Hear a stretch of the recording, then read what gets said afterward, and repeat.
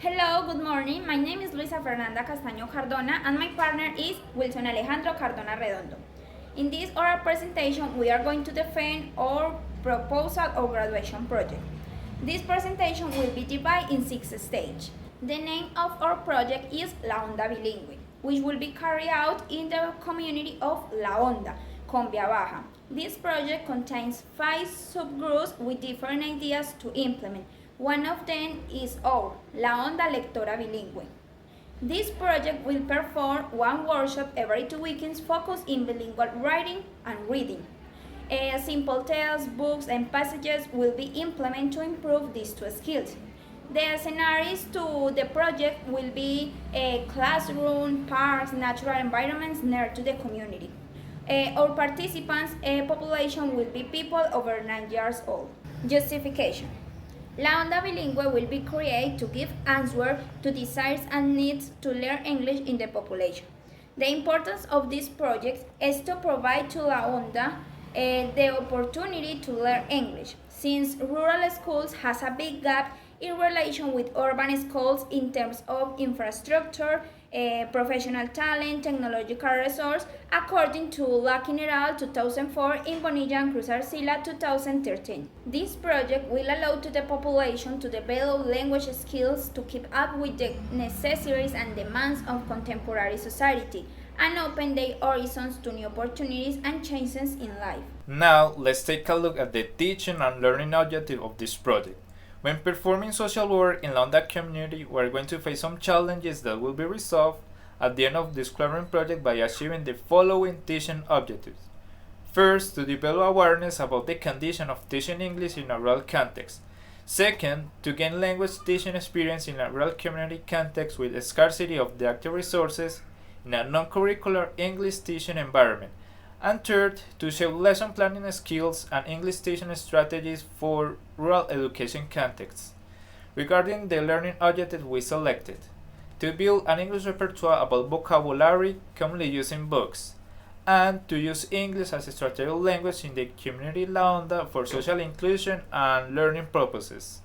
For the literature review, we included 2 different studies. In the first study carried out by Cruz Arcila in 2017, 10 teachers were interviewed from 4 different regions of Colombia to realize how facilitators and students are perceived by their counterparts in the urban locations, and how rural areas are included in the construction of the ELT policies in the country.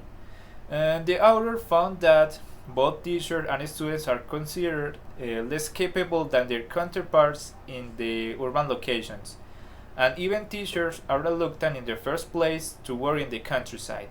Additionally, most of the interviewees stated that there is a scarcity of materials and access to information, which makes teaching more difficult.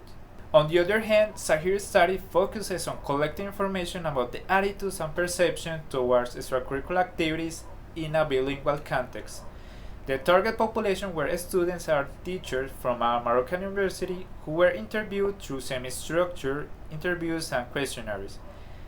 The findings affirm that extracurricular activities are fundamental in teaching English, since it counteracts anxiety, boredom, and demotivation, and fosters attention and participation. In addition, all facilitators agreed that the lack of resources and materials prevent them from implementing these activities properly, and then have to resort to traditional methods to teach.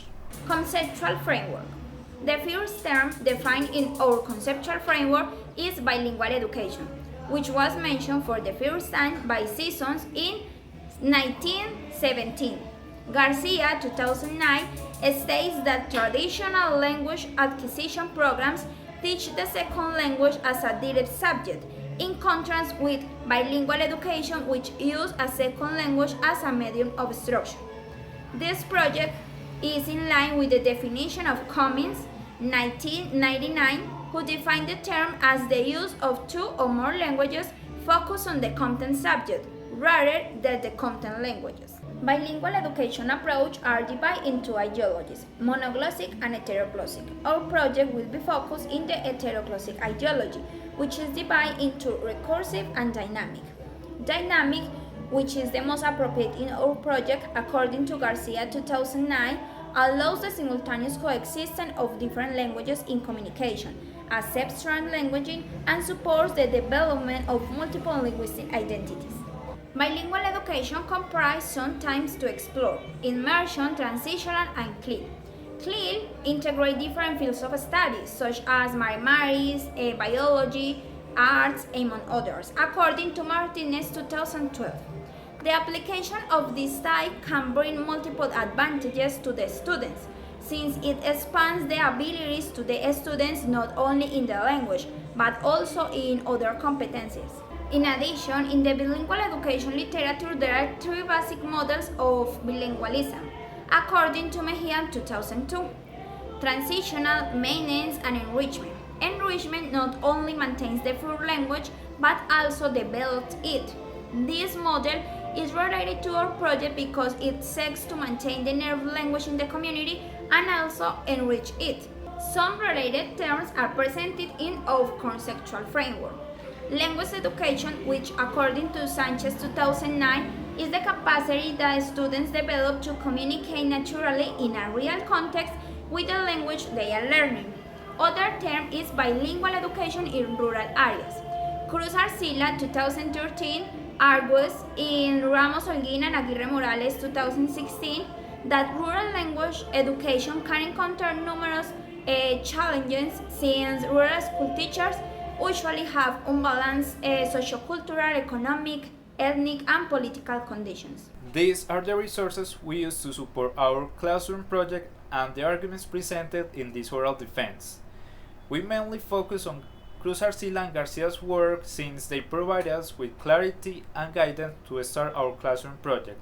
Nevertheless, authors like Cummins, Sanchez, and Martinez also help us to define some concepts and delimit the framework of this project. And that's it. This is the end of this oral defense. Thank you so much for your attention. Goodbye.